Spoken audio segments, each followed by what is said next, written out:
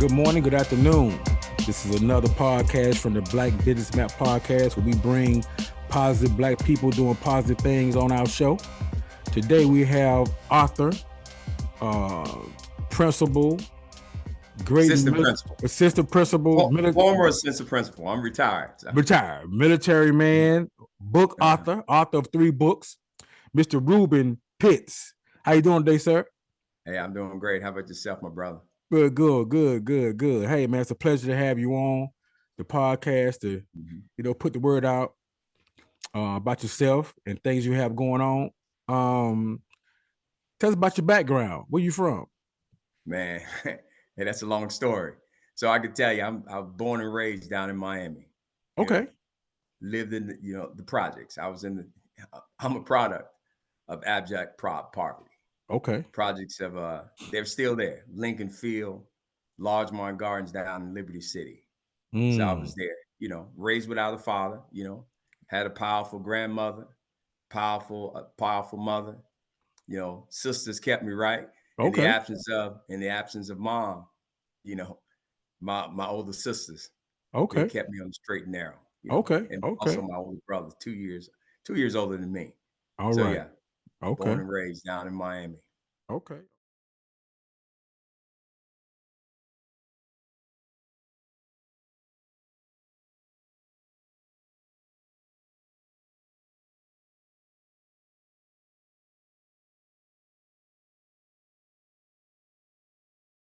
Okay.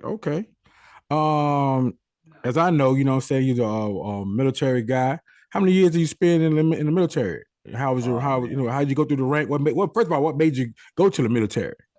Hey, you know what? How did I join them? My family had a background, in the military. Family had a background in the military. I'm in high school, and then you see these recruiters come in, and one of the ones that really caught my eye, that uniform, Marines. They had them dress blues on. Okay. So, yeah, had them dress blues. So took the ASVAB test, and I decided, hey, I'm gonna, after school, join the Marine Corps. So I spent 24 years active. Okay. And 6 years inactive reserve. So during that time, I've traveled. I traveled maybe not all around the world, but I've seen a lot. I've been as far north as Anchorage, Alaska. I've been as far south as just off the coast of Honduras. That's back in 1984. Doing missions down there in Central America. Been as far east on the DMZ. Been to Korea. Been to Korea 3 or 4 times. Spent 10 years in Japan, Okinawa, Japan. 7 years in Hawaii. So I've done a lot. Done a lot, seen a lot. If you it's amazing. 40 years ago, I was just talking about 41 years ago, I was in Beirut, Lebanon. So that's 1983. I was in Beirut, Lebanon, doing the bombing of the embassy in April of 83. 10 years later, doing Black Hawk Down. I'm in Somalia. Provide myself in an incredible unit called Fast Five. Fleet Anti-Terrorism Security Team Company out of Norfolk, Virginia. So we spent time there. So from there, all I've been doing is, I got the majority of my education. I got it in the Marine Corps. Okay. Yeah. Good stuff. So that's a little snippet of my time. Right. Yeah. I was operator. Shoot, move, and communicate. Okay. Thanks for your service, man. We surely appreciate that.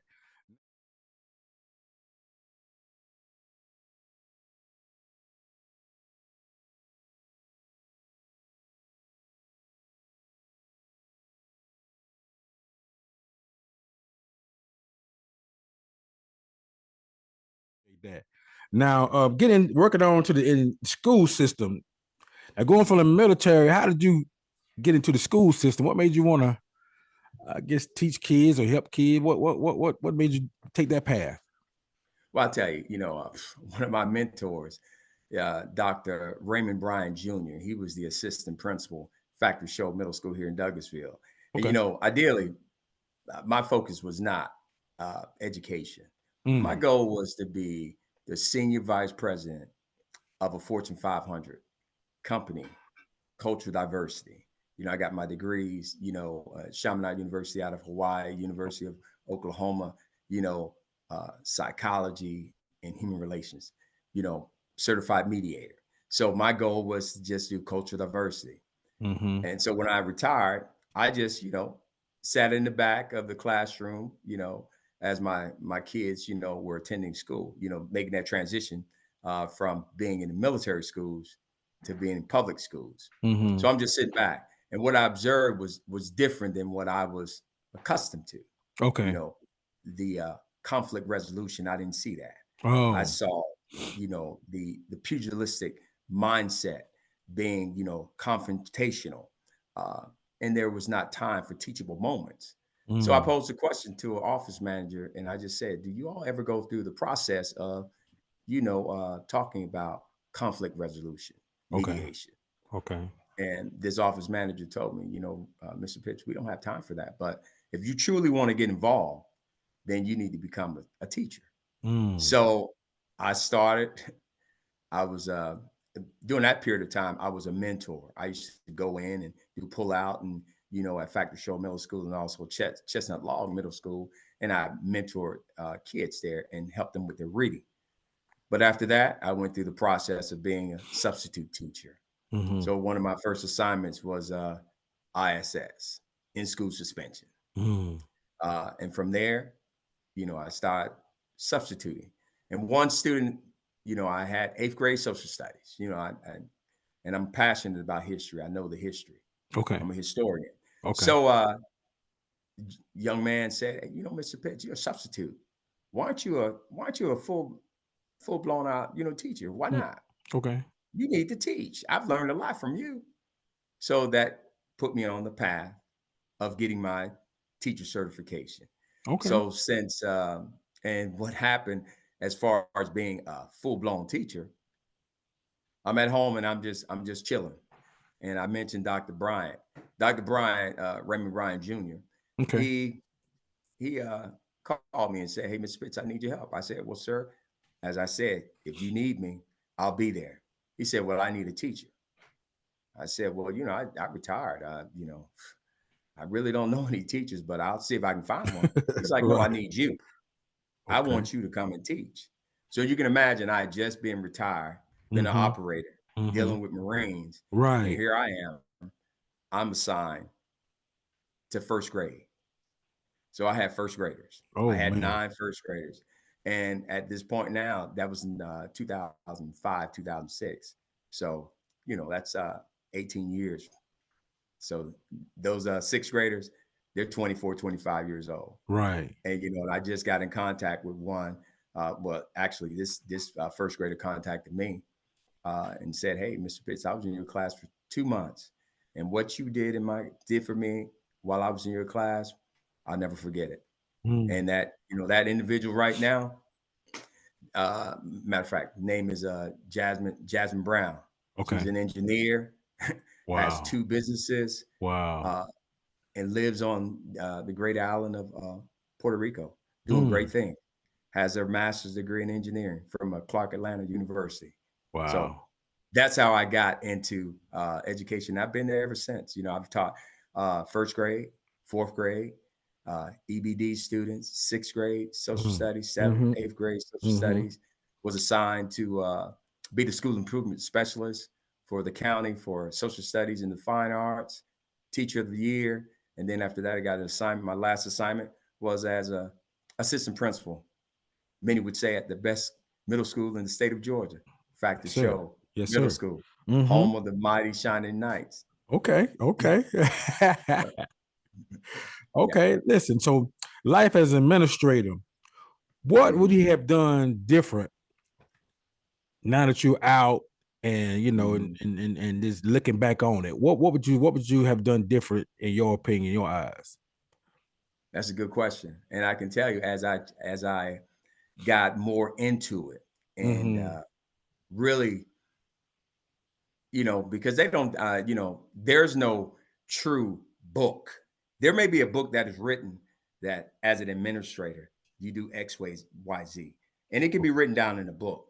But until you get into the trenches, into the, that arena of being an administrator, and then you're dealing with uh, multiple personalities, then you're dealing with kids that may have trauma. You have parents that, they need your help. Uh, and what I've learned during my time as I gotten into it, first year, second year, third year, you're really learning. And what I have learned is what I would do differently. Some of the decisions that I made, I would have taken more time. Okay. Uh, I would have taken more time. Excuse me. Uh, you have to have patience. Patience. Okay. Okay. You got to have. I say, administrators like teachers, like anyone in leadership or in mentorship, uh, you wear that cap, and that cap, a proverbial cap of excellence, and that cap is you got to have compassion, show them Okay. more compassion, uh, show them more compassion, and then and that's that C, and then that A, being appreciative of what you have and the position that you're in. I mean, appreciative, be it because the good outweighs the bad, Okay. because no one's perfect. Right. Everyone's going to have a bad day, be it a parent, a teacher, even an administrator is going to have a bad day, because we're human. We have, we have flaws. Okay. But then to have that patience, and I'll say forgiveness, those things right there. So differently, you know, you learn from the mistakes that you make, and you learn from the successes. Just like you as a championship coach. You know, uh, granted, we can celebrate and we cheer, and we're excited about the championships and the wins. Right. But how do you react and come back when you have a defeat? You know, when you've made a mistake. And as an administrator, I can remember on on more than one occasion that I have, jumped to the conclusion uh, of something without fully investigating or Wow. knowing Okay. everything, Right. not knowing everything, but taking the word and having to go back. And I have apologized to parents. I apologize to parents. I have apologized to to teachers. I have apologized to students. You know, and that's one of the things. You have to be humble enough to know that, hey, you know what I did, that wasn't a. It could have been done better. Okay. You could have taken time. And so those are the things that, I hope I answered that question. But what would I have done differently? Uh, if I would have done one thing differently, then my progression would have been different. Exactly. Exactly. Yeah, Okay. it Okay. would have been different. But every like I said, every success, learn from it. Every misstep, I've learned from it. Okay. And any mistake that I have made or misstep, it was never repeated. Mm. Never repeated. Yeah. So, Okay. Okay. Okay. but as an administrator, if you weigh the administrator, uh, and as an administrator, I would tell anyone, you need to take time. Don't, for me, never start your day on a negative. Okay.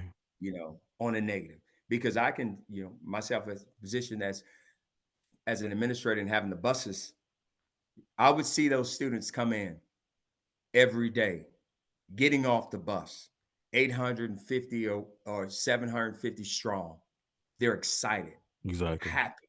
Mm-hmm. I mean, they don't live in the neighborhoods like you and I when we grew up, that we all walked to school together and we did everything together. They're Right. separated, Right. miles upon miles. But when they see their friends that are in class, that they've been Facebooking and FaceTiming and all that, uh, they're excited. Mm-hmm. They're happy to Mm-hmm. be at school. School is a place of exploration. It's supposed to be a place of freedom. that I can freedom to express, freedom to ask questions, because this is the safe place that, okay, within this class, let's ask these questions. Right.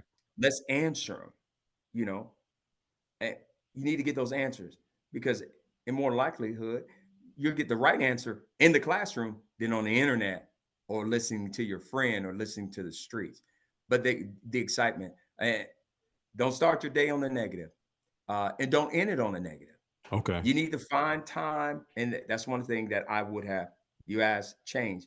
I would have spent more time spending time with my students, going in and out of the classroom Okay. instead of investigations and paperwork.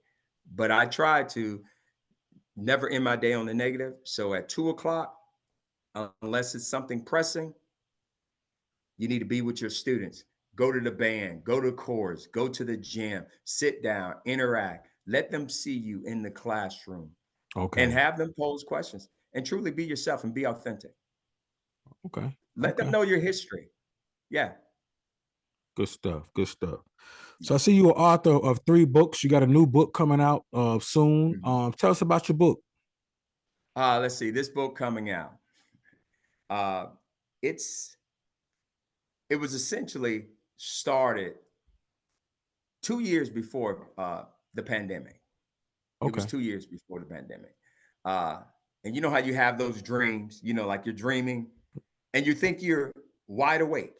Okay. And my son, he's a mechanical engineer, computer science. Uh, and, I'm dreaming and my son's standing next to me. And I'm like, son, I said, what do you think they're going to do with this road? And you know how deja vu, you've been on this road before? Right. And my son, I said, son, do you think they're going to widen it or you think they're going to straighten it? And my son turned to me and said, Dad, you need to build your own road. And he walked away. Wow. And I'm yelling, I'm calling his name. I'm calling his name 3 times. And then what happens is, uh, I thought I waking up the whole house, but it wasn't. And I just start writing. And the first portion of the book, and I get to the title of the book, it was it's called the Hope Initiative. Habits that offer a positive existence in the midst of stress and chaos. So the title of this book is Be Strong and Courageous. Be strong It's and courageous. Okay. Strong and Courageous. The subtitle is A Post-Pandemic Mindset. Mm-hmm. Uh, how to implementing post-pandemic strategies to empower a generation. And this book is in all likelihood is going to be 4 parts. The first part is the Hope Initiative. And the Hope Initiative is how do we go about life in order for us to really enjoy life and enjoy ourselves and enjoy people. We need to make sure our emotional and mental mindset is right. So I touch on getting your mental and your emotional mindset, loving yourself, finding time for yourself, creating space within your space. A simple example, you should never eat for me, you should never eat where you work. So if you're at your desk, you need to create a space, even if you're in a cubicle, you need to spin to the right or spin to the left, away from your computer. That's your time. You need to ensure that you take time to take care of yourself, your body, your mindset, consuming the right products, doing away with too much sugar, too much fat, too much processed food, drinking the water, Mm-hmm. taking time for yourself. I call it detoxing from the digital platforms. Okay. Shut down all your computers. Get a book. Go Mm-hmm. outside. Enjoy people. Mm. Having conversations like you and I are having conversations like you and I. We sit down in the gym and we just chop it up. That's it. But that interface that is missing. Mm. So that's the Hope Initiative. The other one, when we talk about one thing I learned, is the second part of the book is the importance of how do we motivate those individuals who exhibit behaviors that we may deem unmotivated. That's for teachers. An example, and I think I mentioned it to you once before. I had a student, had no idea. Student came to when I was teaching 8th grade, he came to my 3rd period class, sat in the first row, first seat. He came in, put his head down. One would think that he was disengaged. He didn't want anything to do with it. Mm-hmm. But guess what? He did all his work. He did the same thing in every class. When he took the test, he scored distinguished, straight A student. Wow. But we came to find out at the end of the school year, the issue was a month before school started, he lost his mother. Wow. He was being raised by his sister. So many, if they didn't have the temperament, like we said about being compassionate, being appreciative, and being patient, they would have thought something was wrong with this kid. But no, this kid was grieving. Mm-hmm. So those are habits. Kids going through divorce, kids going through trauma, kids, feeling that they don't belong. Teachers, I'm passionate about it. Teachers, you have to take time. You already know, love on the kids. Kids they have enough friends. Right. They want you to hold them to a high expectation, teach them, love them, correct them, motivate them, inspire them, hold them accountable. So, and then that's the third part. The second part. The third part is I'm devoting a section of my book. Besides a parent or guardian, the second greatest impact in a child's life is a good teacher. Not just a teacher, not just a hard teacher, a disciplined teacher, a structured teacher, but a good teacher that they can connect with, that's approachable, that's accessible, that's going to help this kid, that's going to show that compassion, that understanding, that's going to hold them accountable. Mm-hmm. So, and what I've taken, I'm getting insights and contributions, writings from administrators, former students, current teachers, parents. It's going to be a beautiful book. Okay. It's going to be a powerful book. And hopefully they'll be able to use it. So that's a post-pandemic mindset. Got to have it because what's going on now, it's different. Exactly. Yeah. Well, Mr. Pitts, I sure appreciate you coming on to the Black Businessman podcast. Mm-hmm. As usual, great information from yourself. I'm proud to say I know you. Like I said before, everybody will go out, support the book, support Mr. Pitts. He's a great man doing great things in the community. And I look forward to our next interview. Oh yeah, one last thing. I know you got to cut, but one thing I did mention that I'm a motivational speaker. Okay. With 225 speeches. Wow. Especially Black History Program. Since it's Black History Program, phenomenal. Okay. 225. Yeah. Okay. Now, where can we find these the speeches? Is there where I can go to find them, or have you put them in a certain location? Contact me. They contact me. Okay. Yeah, you can share my information. Yeah, I put your information in the bottom. Yeah. Yeah. And if they want me, like I said, I don't go anywhere I'm not invited. Exactly. So if they will invite me and they want me to speak, be a keynote, I wish we had a little bit more time. I'll give you a little taste of it. Hey, we could do a second part of it. It's up to you. Yeah, we come back and tell everybody. Yeah, we do a second part. So everybody stay tuned and look out for the second part of my interview with Mr. Pitts and get some more information and learn how to help these kids. Because one thing I do know as being a coach, the kids will grow up. They're looking for somebody they can look back and say, hey, this person helped me. That's the main reason I go back and coach the kids now. Because somebody did it for me, so I go back and do it for these kids, and they come back and share it. So we always have to do our part to put things into the kids, so they can come back and have a good role model that they can look up to and try to follow. So once again, I appreciate you coming on. Everybody, look for part 2 of this interview with Mr. Pitts. And like I say, have a good evening. Keep calling me Mr. Pitts. My friends call me MP. MP. There you go. All right, my brother. Hey, peace. Have a good one.